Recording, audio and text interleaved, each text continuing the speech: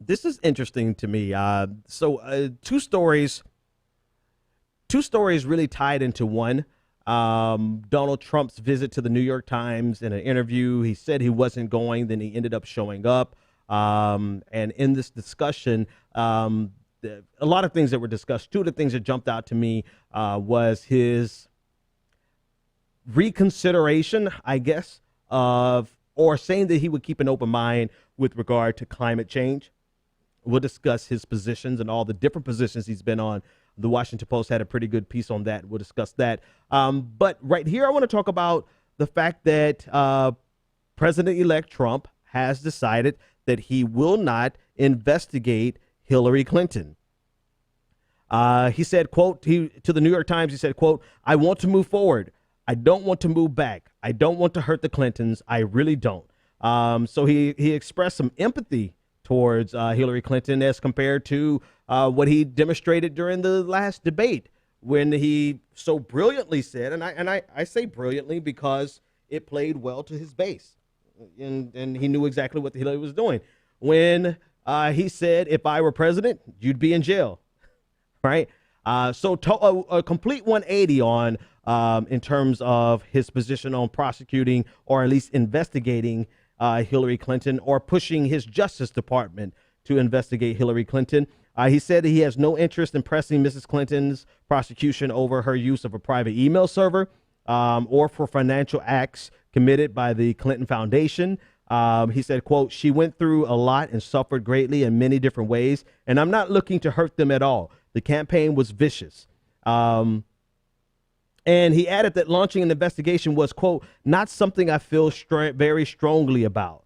So in no uncertain terms, he's let everyone know that campaign promise number, well, not really. I don't know if it was a campaign promise, but every rally they started chanting, "Lock her up, lock her up." His people were fully expecting him to prosecute Hillary Clinton. And now that he's not, there's some people who are going to feel let down.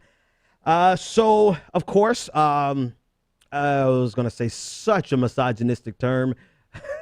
Listen, I am a recovering misogynist, just like I am a recovering neoliberal, and it comes out when I have to talk about Ann Coulter. Like, I try my best, even though she deserves a lot of scorn, I try my best to be fair-handed with my growth in terms of misogyny, but I digress. Ann Coulter had a lot to say about this. She said, quote, "Whoa," she tweeted, "I thought we elected Trump president. Did we make him the FBI and the U.S. Department of Justice? His job is to pick those guys, not to do their jobs."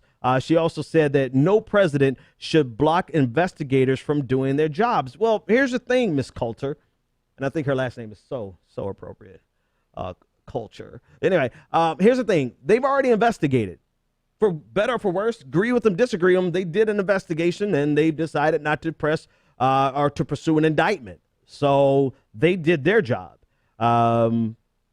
So if there was going to be a new investigation, it 100% would have to come from the top. It would have to come from Trump, right? There's nothing outstanding, I think, top of my head. I don't think there's anything outstanding that's left except for some of the actions of the Clinton Foundation. I'm sure somebody could find a reason to push an investigation, but this was purely political.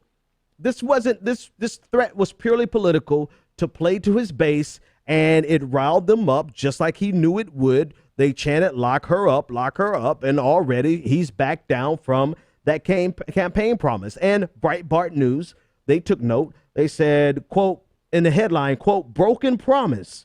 Trump doesn't wish to pursue Clinton email charges." Oh, I almost feel bad for you guys, because you actually believed that he was going to do that in the first place. And I don't know if I feel bad for you because your feelings are you're being let down and your feelings are hurt, or do I feel bad for you because you were naive enough to actually believe that he was going to go through with this, which, notwithstanding the fact it would break with precedent, but it's in his best interest, right? It's in his personal best interest not to press charges or seek to seek to press charges on a political rival, because it could expose him to the next go round when he gets booted out of office. It's not apples to apples, but political threats, it carries weight, right? And it transcends your precedent. So if he had come in and sought a prosecution of Hillary Clinton as a political retribution, that would have set all types of horrible precedents, right? But it also exposes him to being prosecuted to have charges pressed against him for his time as president of the United States. I mean, think about it. Again, it's not apples to apples because Hillary Clinton is not a sitting president going out, but consider the implications of using your political power. You're the newly inaugurated president, and using that to prosecute a political rival, whether it be the outgoing president or your political opponent.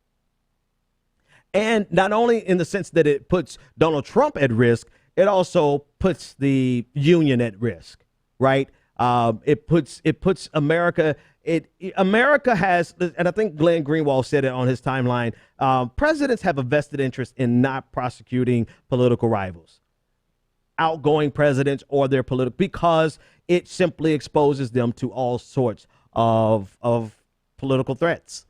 So I don't know if I feel bad for Breitbart because they actually believe this, or is this going to be just the first in many, many disappointments? I mean, there's one coming in the next story.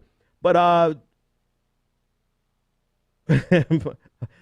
Limbaugh, I want to throw this in here about Rush Limbaugh. So Rush Limbaugh, he asked his Facebook page. You know, he has like 2 million people who follow him on Facebook. He asked his Facebook page for reaction, and he received more than 2,000 responses.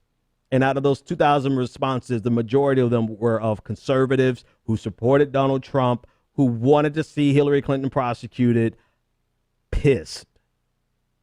So Donald Trump is slowly but surely going to move back towards the, I guess, political center. I don't know. I don't know what you call it, but that's what he's moving towards. And of course, his potential, one of his considerations for Secretary of State Rudy Giuliani, he backed him up. And he said, quote, "There's a tradition in American politics that after you win an election, you sort of put things behind you." And this is true. So I don't know. Did any of you honestly believe that he was going to prosecute Hillary Clinton? I know some of you wanted him to, but did you actually believe it was going to happen? I didn't, not for 1 second.